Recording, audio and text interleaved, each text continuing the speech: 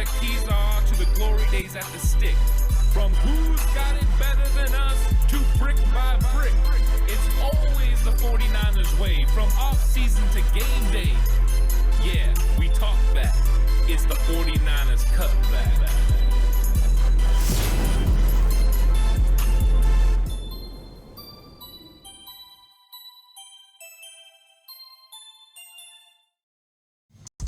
It's 49ers Cutback Podcast time. Welcome to the show. Talking Darrell Luter Jr., cornerback. This is going to be absolutely fantastic. A fifth-round gem. Well, I'm going to tell you why I think that could be the case, and I'm not just going to be the only one. I'm going to let Steve Wilks tell you, too, because we got some sound from Steve Wilks, the 49ers new defensive coordinator, as he talks to Darrell Luter on the phone. But this is going to be a really good episode because I want to get into how the 49ers go about locating these gems and then strike, and also what he's going to mean for this 49ers roster. It's a pretty deep secondary, lots of really talented football players, and they continue to add every single draft with more cornerbacks. They have been striking on these guys pretty consistently, and Darrell Luter seems to be the next one. Now, he's the only one I got right on my final mock draft. Yeah, I drafted Darrell Luter Jr. in my final mock draft, and he made it onto the team.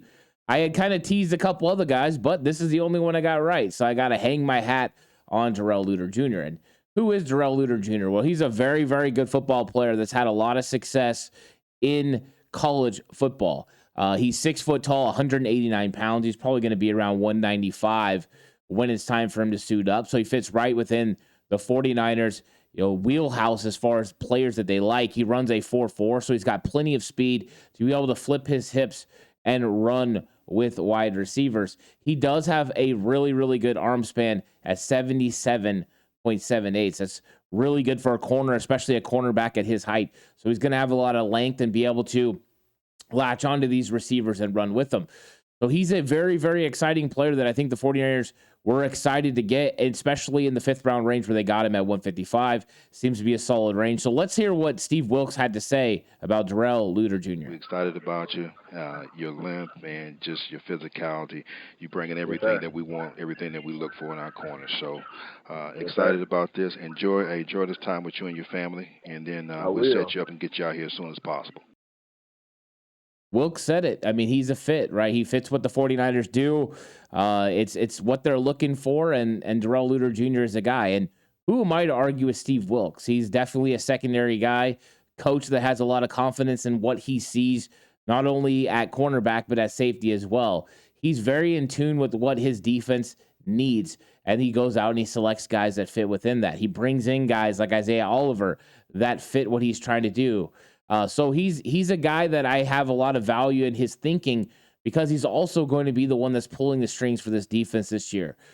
So Darrell Luter Jr. comes into a pretty crowded cornerback room, and there's been question marks surrounding this cornerback room for years. Players like Ahkello Witherspoon have kind of fizzled out. Emmanuel Moseley left in free agency. So they've got Charvarius Ward.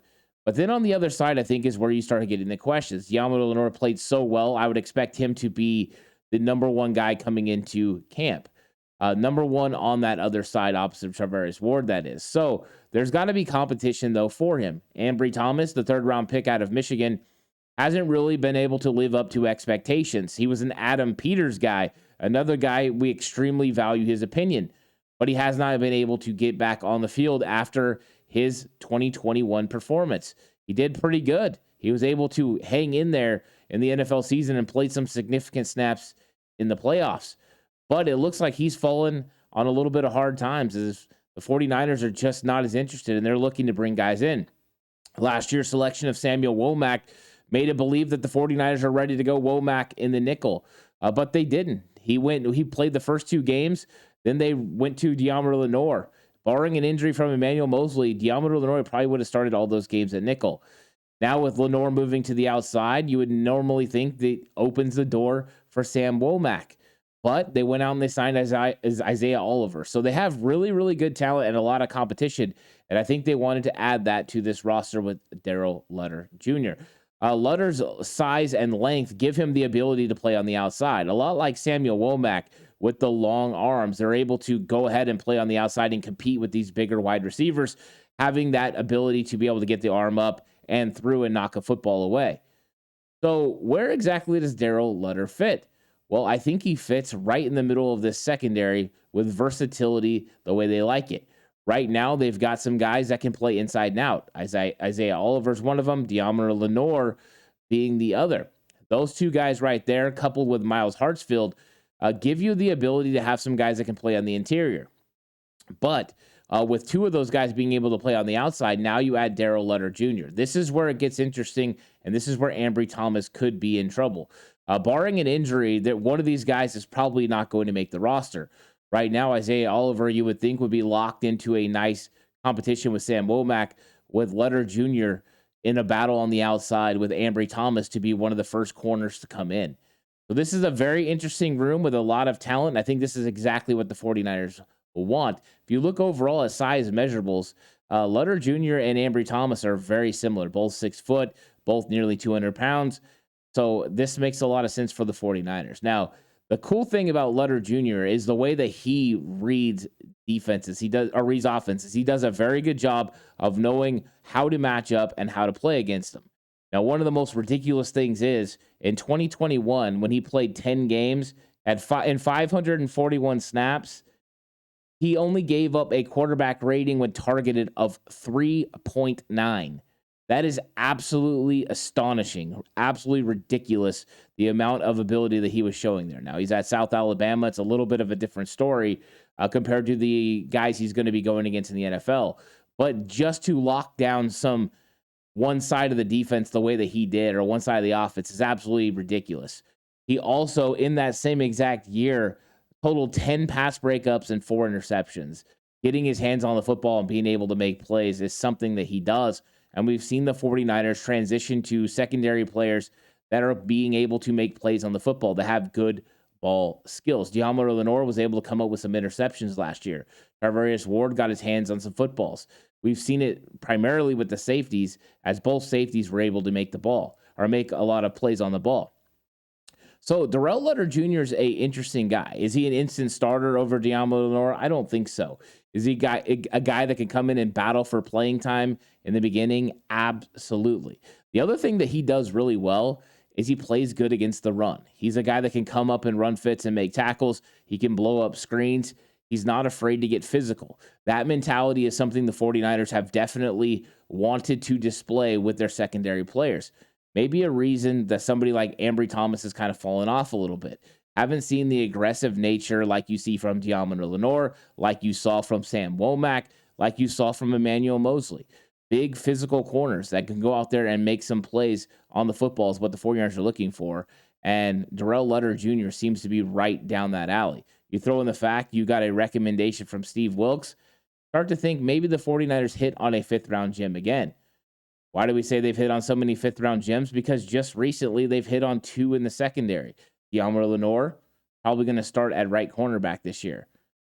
Talanoa Hufanga, starting at safety again this year. Was an all-pro last year. If success can remain the same, we could have another gem on our hands for the San Francisco 49ers. Really, really excited about what he could mean for the 49ers and how the 49ers can use him. I think eventually he can develop into challenging for Deommodore Lenoir's job, or be able to slide into the outside with Lenoir moving inside. The 49ers are building a secondary that can continue to grow through many years. Tarvarius Ward will be the mainstay at corner, but everybody else is moving around. So we're going to have some battles. Isaiah Oliver is going to be battling in the nickel corner spot with Sam Womack, and Darrell Luter Jr. is probably going to be battling with Ambry Thomas to make this roster. So the 49ers are all about competition. The 49ers are all about finding players that can get it done, and Darrell Luter Jr. can do it. You throw in the fact that he has the length to be able to lock onto these corners and run with them. He's very good at matching receivers and mirroring their movements. His intelligence to be able to understand exactly what a coordinator is trying to do, playing against the wide receiver. I think he's going to be able to transition very well to the NFL. He makes a lot of sense. He was a solid fifth round pick for the San Francisco 49ers. And I'm curious exactly how quickly he's able to make an impact. He will be asked to play special teams, and with his length and speed, he should be a very, very good special teams player and maybe even a gunner that the 49ers can use on punts. So Darrell Luter Jr. will make an impact in 2023. How big of an impact? That's going to depend on how quickly he can transition to this 49ers defense and how comfortable he feels with the physicality at which he's going to have to play with against the 49ers receivers in training camp and then the rest of the NFL. But what will that mean for Ambry Thomas? Only time is going to tell. But the 49ers are definitely not resting on their laurels. They're making sure they're going out there and getting players that can consistently compete every single year at the cornerback position. The 49ers draft more cornerbacks than any other position in the draft, and they're going to continue that probably as long as Kyle Shanahan and John Lynch are here. Competition is here to stay, whether it's in the draft or free agency. And let's see if Darrell Luter Jr. can make a huge impact on this San Francisco 49ers defense. Thank you so much for watching this episode about Darrell Luter Jr. and the fact that he could be another fifth-round gem for the San Francisco 49ers. I think it's all lining up for him to be. He's got the size, he's got the intelligence, he's got the work ethic, and he's got Steve Wilks signing off on that as well. So I'm super excited about it. Let me know what you think about Darrell Luter Jr. and if you think he's going to be a fifth-round gem or if you think they should have went a different route in the draft. I also would ask you, please like the video if you haven't already. I really appreciate that. And hey, if you're watching this and this is your first time on the channel, subscribe. I really appreciate it. Or maybe you've been watching videos and you haven't subscribed yet. No time's better than the present. It doesn't cost you a single dime, but it does go to help the channel and help me out. So I really appreciate that so much. But thank you guys all for watching. I really appreciate it. But until next time, stay safe. And remember, the right way is always the 49ers way.